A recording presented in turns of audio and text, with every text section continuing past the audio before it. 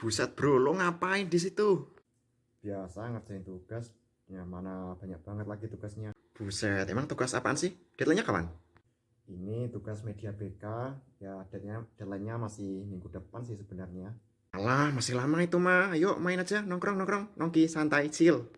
Enggak ah, tugas gue masih banyak. Lagian kalau aku tunda-tunda nanti pasti makin numpuk di belakang, makin jadi susah deh jadinya saya. Alah, ya udah deh, terserah lo. Gue mau nongki dulu, santai, chill.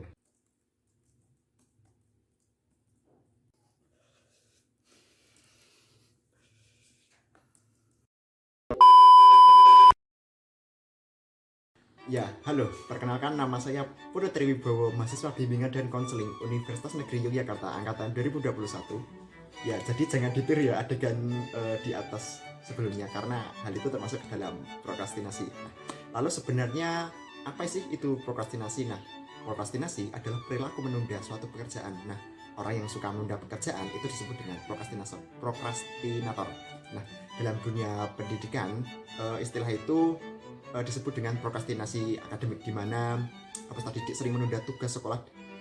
Dalam prokrastinasi sendiri tentunya terdapat faktor penyebabnya ya. Yang pertama adanya pekerjaan yang lebih penting, terus munculnya perasaan masih mempunyai tenggat waktu yang masih lama sehingga sering mengabaikan tugas. Waktunya masih lama, oke saya kerjakan nanti aja. Terus yang ketiga lebih suka untuk melakukan kesenangannya seperti nongkrong-nongkrong dan menjalankan hobinya.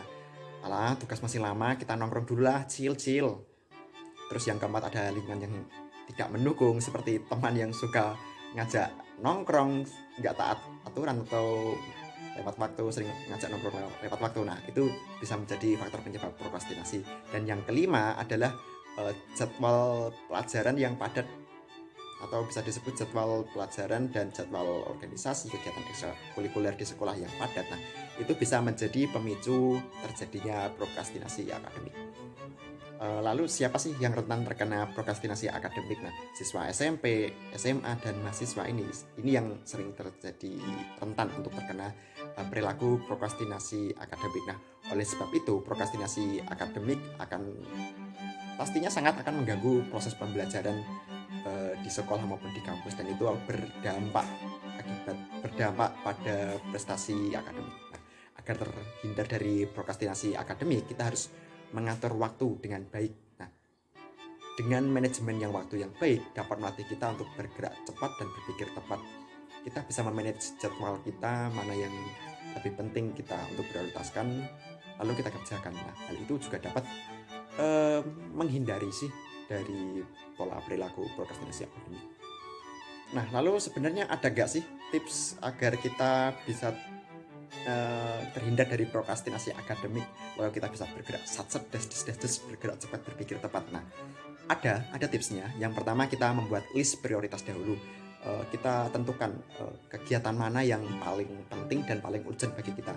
Nah, kemudian hindari penggunaan ponsel saat bekerja atau dalam mengerjakan tugas, karena menurut saya ponsel itu akan mendistract ya kegiatan bekerja kita, dan saat kita membuat tugas pasti bawaannya kita pengen main HP, terus kalau ada yang ngechat langsung buka HP. Itu bakalan ngedistract bagaimana cara kita kerja, terus ngedistract untuk kita mengerjakan tugas. Nah, yang ketiga kita harus fokus pada pekerjaan yang intensitasnya lebih penting dan mendesak. Seperti poin yang pertama dulu, kita buat prioritas mana yang urgent dan mendesak dan penting. Nah, itu kita fokuskan di situ dulu. Nah, kemudian yang keempat kita memberi self reward pada diri sendiri. Tentunya self reward ini yang baik untuk kita ya, dan nggak boros tentunya. Nah, yang kelima, hindari perfeksionisme, karena perfeksionisme ini akan membuat kita terhambat karena kita cenderung kurang puas akan pekerjaan kita karena kita menuntut yang sempurna. Oke, itu sih tips mengenai bagaimana cara kita bisa bergerak cepat dan berpikir bergerak cepat dan berpikir tepat, terus mengenai penjelasan prokrastinasi. Nah, sekian dari saya. Wassalamualaikum warahmatullahi wabarakatuh. Terima kasih.